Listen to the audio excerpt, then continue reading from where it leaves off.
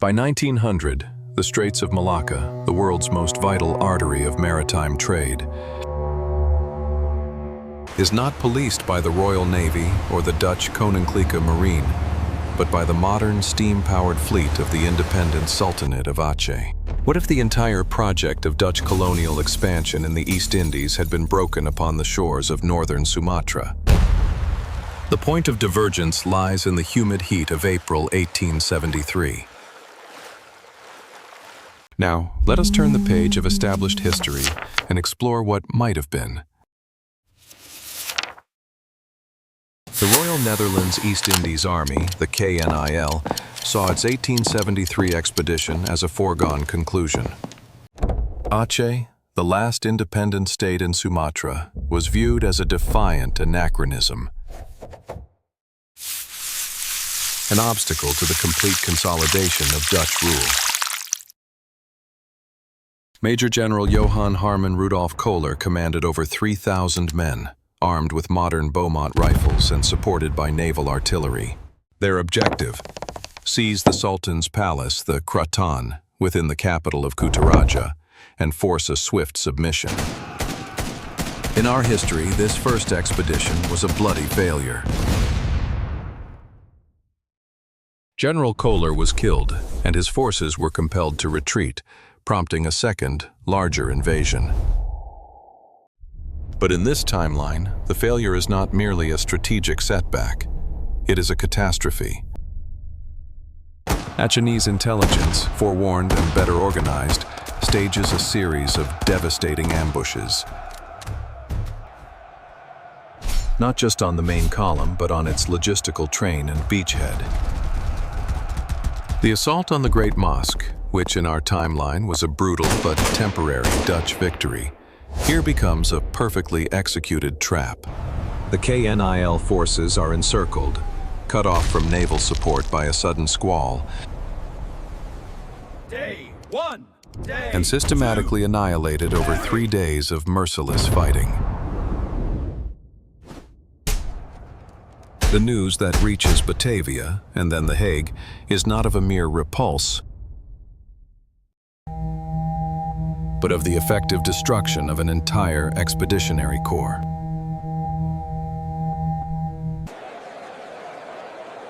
The political fallout is immediate. The government in the Netherlands faces a crisis of confidence, accused of gross underestimation and incompetence. More importantly, the myth of European invincibility, a crucial psychological tool of empire, is shattered.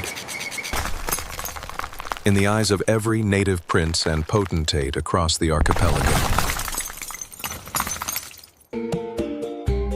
For Aceh, the victory is seen as nothing less than divine sanction. To understand this shocking outcome, we must deconstruct the forces at play. The Dutch defeat was not a simple fluke of weather or a stroke of luck. It was a fundamental failure to comprehend the nature of their adversary. When we analyze the Acehnese Sultanate, we find a society uniquely structured for prolonged, asymmetrical warfare. Dutch planning was predicated on the belief that capturing the Sultan's Kraton would decapitate the polity. A classic European strategic assumption. They failed to recognize that in Aceh, real power was decentralized, residing as much with the aristocratic chiefs, the Ulaya Balang, and crucially, with the Islamic scholars, the ulama. It was the ulama who framed the conflict, not as a political war, but as a Perang Sabia holy war in defense of the faith. Brothers, this transformed every village into a potential fortress, occasion. And every citizen into a combatant. Will remember this day. As the historian Anthony Reid has extensively documented, Acehnese society possessed a remarkable social cohesion, capable of a mass mobilization that Dutch intelligence reports completely missed. The KNIL was prepared to fight an army, They were instead confronted by an entire people in arms. The Dutch viewed Aceh through an Orientalist lens, seeing a fractious state ripe for collapse. They hoped to exploit tensions between the Sultan and his chiefs. But the external threat of a kafir, or infidel, invasion served as a powerful unifying force. The Canil's operational doctrine was simply not designed for this environment. It was an army built to defeat other armies, not to wage a counterinsurgency against a mobilized population, whose center of gravity was not a physical capital, but a shared religious identity. Acehnese commanders demonstrated tactical genius. They avoided pitched battles where Dutch firepower would be decisive. Instead, they perfected the art of the ambush, night raids, and trench warfare, utilizing a system of earthwork forts known as kuta. These were not primitive defenses. They were sophisticated, often concealed, and designed to absorb artillery fire, before enabling devastating counterattacks at close quarters, where the superior range of the Beaumont rifle was negated. From the Dutch perspective, their technological advantage seemed to vanish in the claustrophobic confines of the jungle. And the labyrinthine complexity of Acehnese fortifications. Here, we see a classic case where superior technology, when yoked to a flawed doctrine, becomes a liability. The heavy Dutch supply columns were slow, vulnerable, and a constant target, while the Acehnese lived off the land, turning the jungle itself into their primary logistical base.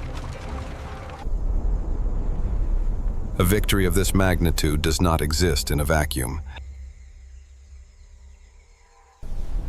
While The Hague was consumed by political infighting and the staggering potential cost of a renewed war, the Acehnese leadership, under Sultan Alauddin Mahmud Sia II, recognized their window of opportunity. This was not a moment for celebration, but for consolidation. In our timeline, the Dutch were able to regroup and launch a second, overwhelming invasion. Here, that political will is fractured, granting Aceh precious years to transform its stunning defensive victory into a sustainable strategic position. Aceh's first move is on the chessboard of realpolitik. Emissaries are dispatched to Constantinople, invoking the historic relationship with the Ottoman Caliphate. But where previously they received only sympathy, now they receive attentive ears. The Ottoman Empire, eager to reassert its role as protector of Muslims globally, provides military advisors and technical experts in fortification and artillery. Simultaneously, Acehnese diplomats skillfully play the great game between the European powers.